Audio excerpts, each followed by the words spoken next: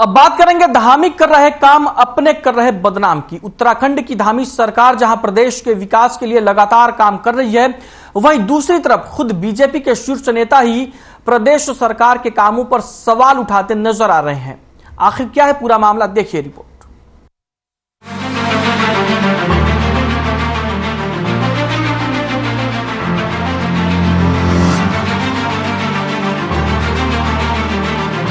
उत्तराखंड के सीएम धामी अपने धाकड़ फैसलों के लिए जाने जाते हैं। यही वजह है कि उत्तराखंड की धामी सरकार जनता से लेकर केंद्रीय नेतृत्व का दिल जीत रही है। वहीं दूसरी तरफ खुद बीजेपी के अपने ही शीर्ष नेता सरकार के कामों पर सवाल उठा रहे हैं। बीजेपी के दो पूर्व मुख्यमंत्री उस सरकार की घेराबंदी करने में जुटे हैं, जिस सरकार की तारीफ के कसीदे खुद पीएम मोदी कई बार पढ़ चुके हैं। बीजेपी सरकार के मुख्यमंत्री रह चुके त्रिवेंद्र सिंह रावत और तीरथ सिंह रावत लगातार बयानबाजी कर प्रदेश सरकार के काम पर सवाल उठा रहे हैं। पूर्व सीएम तीरथ सिंह रावत का एक बयान सोशल मीडिया पर खूब वायरल हुआ है, जिसमें उन्होंने कमीशन खोरी को लेकर बयान दिया था। इसके बाद पूर्व मुख्यमंत्री त्रिवेंद्र सिंह रावत का एक बयान सोशल मीडिया पर वायरल हो रहा है। अपने इस बयान में त्रिवेंद्र सिंह रावत ने कहा कि स्मार्ट सिटी उनके कार्यकाल में देश में 9वें नंबर पर था, लेकिन आज जो हो रहा है उससे सरकार की छवि खराब हो रही है। उन्होंने यह भी कहा कि स्मार्ट सिटी में कुछ गड़बड़ लगती है। दोनों नेताओं के बयानों को लेकर विपक्ष सरकार पर निशाना साध रहा है। आइए आपको सुनाते हैं क्या कहना है प्रदेश के पूर्व सीएम का। भारत सरकार ने 100 शहरों को स्मार्ट सिटी में डेवलप करने का निर्णय लिया था, और जो देहरादून का चयन हुआ था वो आखिरी राउंड में हुआ था। 99वां नंबर, 100 में से 99 नंबर ये देहरादून स्मार्ट सिटी का था। और स्मार्ट सिटी के काम ने लगभग 3 साल में ये 99वें स्थान से 9वें स्थान पर थी देश में। बहुत बेहतर काम चल रहा था, और जो उस राउंड का जो चयन था उसमें नंबर 1 पे देहरादून का काम चल रहा था। ये दुर्भाग्यपूर्ण है कि जो आज जिस तरह की आवाजें उठ रही हैं, जिस तरह का दिख रहा है, वास्तव में वो स्मार्ट सिटी की जो परिकल्पना थी। आज बहुत जगह बताते हैं साहब, कहीं भी हो तो बिना परसेंटेज के होता नहीं। और मैं कभी एक बार मैंने कहा था, भले आज मुझे कहना नहीं चाहिए, मैं तो मुख्यमंत्री जी पद पे रहा हूँ, आज इस पद पे भी हूँ और सरकार भी है, लेकिन मुझे कहने में कोई हिचक नहीं होती। जब उत्तर प्रदेश में थे, हम जब अलग हुए तो हमको वो कमीशन खोरी छोड़कर 0 पे आना चाहिए था। दुर्भाग्य क्या हुआ कि जब उत्तर प्रदेश में 0 से 20 तक परसेंटेज आता था, जल निगम है, जल संसाधन, सड़क है, फलाना है, अलाना, सुनते थे 2%, 3%, 20%। कहे भैया, हम उत्तराखंड में आए तो हमें 0 होना चाहिए था।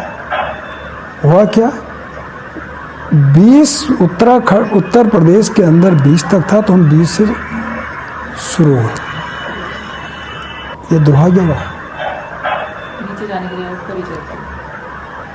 अरे इस बात को मैं बार बार भी कहता हूँ और कहा भी मैंने, और इसके लिए मैं किसी को दोषी ऐसा नहीं कि कोई एक व्यक्ति तो दोषी नहीं है। ये मैं कहूँ साहब कोई, तो ये मानसिकता है और उसको ठीक करने की जरूरत है।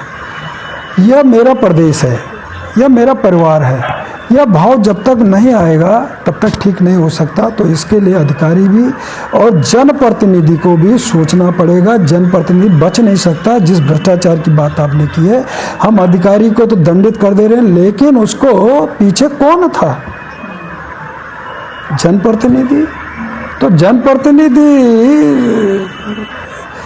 और अधिकारी, तो ये दोनों ही उतने दोषी हैं जितना एक बराबर।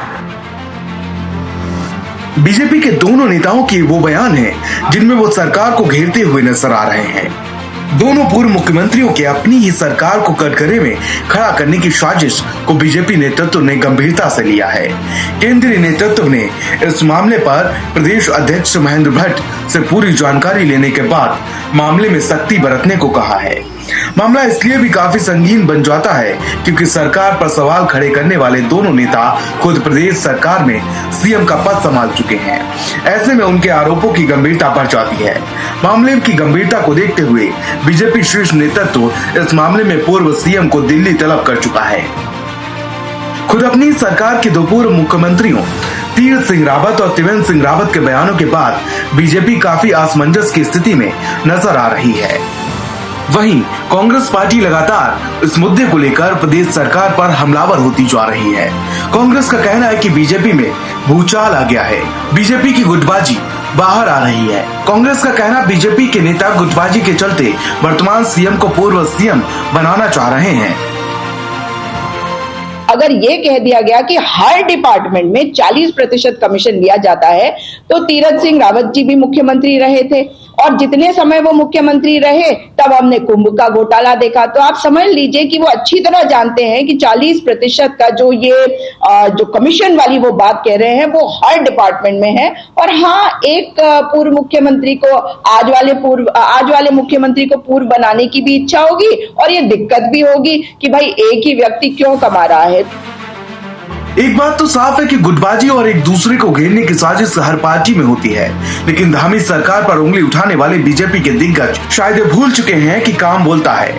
इसी काम की बदौलत उत्तराखंड की जनता ने विधानसभा चुनाव में बीजेपी को जीत दिलाई।